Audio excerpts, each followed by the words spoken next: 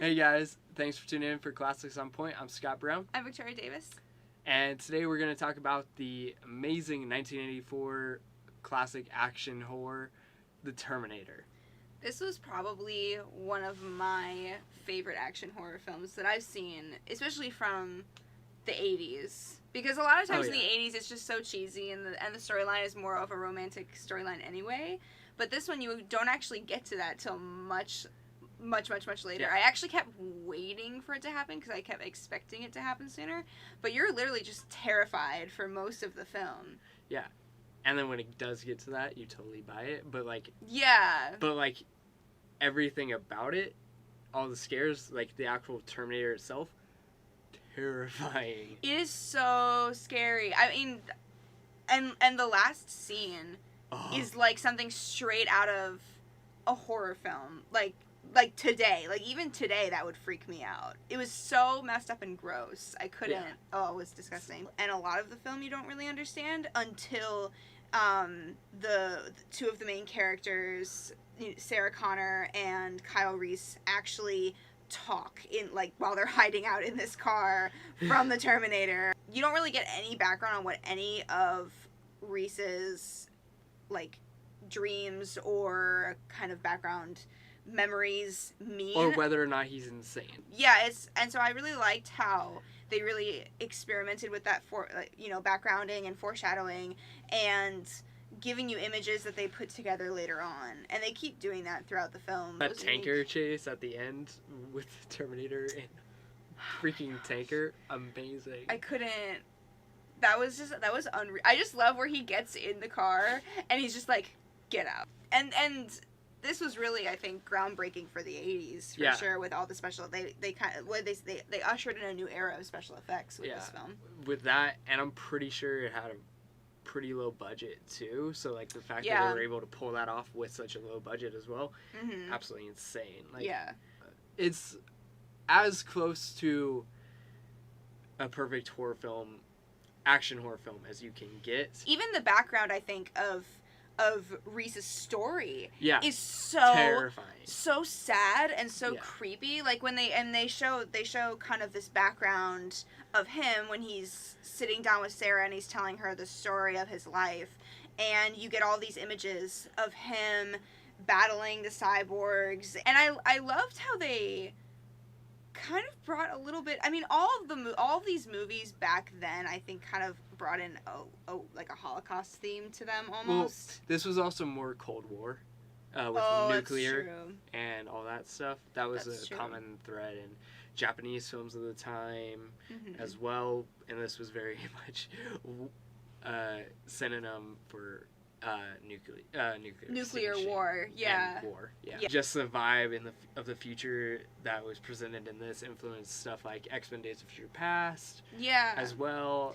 Well, and they did plenty such a of good other apocalyptic films. And they did such a good job with the actual set. So we have 5 fun facts about this film. So first of all, the film itself was inspired by a nightmare. Fever dream. The director they were in Rome, filming Piranha 2, I believe. That was James Cameron's first official film. And they were, so James Cameron was sick as a dog, super stressed apparently, hadn't slept in days.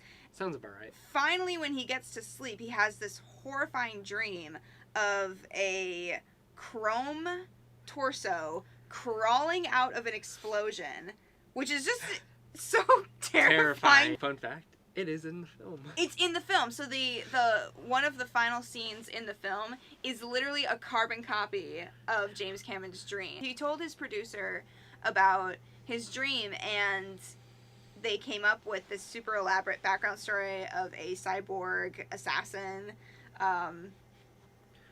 going to kill people.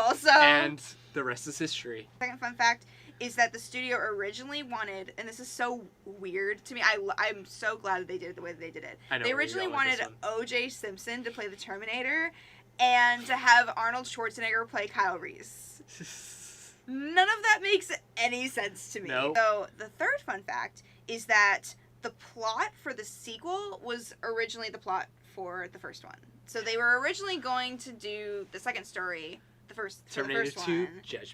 Judgment Day. So that was going to be the first one, and then the first one was going to be the second one. But the reason they ended up doing it the way they did was because the first one costed way less money. Yeah. And so, and they didn't get, Terminator 2 is an action film with so many action set pieces, so much CG that they couldn't have done at the time. You have two robots fighting. Yeah. Like, the T-1000 is liquid metal, and, like, they would not have been able to do that in 1984. The fourth fun fact is that the shooting for Terminator 1 was put off for 9 months because the director of Conan the Barbarian, that was the first role that Arnold Schwarzenegger had done before Terminator, or the only role that he had done before Terminator, and his first role. So the people in charge for that used a part of Arnold's contract to force him to come back to make a sequel, and so they had to delay the Terminator for 9 months while Arnold Schwarzenegger was filming. Isn't that so much a bummer? It sounds so Hollywood. The fifth fun fact was that this was one of Bill Paxton's first roles. So when you told me this, I had no idea who Bill Paxton was, which is so sad because he just died. Yeah, rest in peace, Bill Paxton. I would definitely recommend that people watch this just because of, even if you don't like horror, I'm not a huge fan of horror at all, but I loved this film. Well, and you convinced me to watch this movie. I know. So I mean, even if you don't like horror, this is still a really great film to watch. It's a thriller, it's a horror, it's a romance story, it's an action story, it's got everything. Murder mystery, kind of, so... Dystopian, apocalyptic future more than dystopian. But yeah. So there. It's super great, and it launched this new era of special effects, and it's, not to mention it has a ton of quotable lines, like, come with me if you want to live, or... one of the most quotable lines ever. I'll be back. Yeah. Get out. Get out. Yeah. Get out. Get out. But yeah, no, it was such a great film, and I'm so glad that I watched it. And so definitely other people for sure need to go watch it. Go check it out. Like, if you're interested in any of James Cameron's work at all, like, or filmmaking in general, check out the Terminator. And if not, this will make you interested in it. Yeah, absolutely. Just go check it out. There's nothing else we can really say. Yeah. All right. So thanks for watching today, and bye. Bye.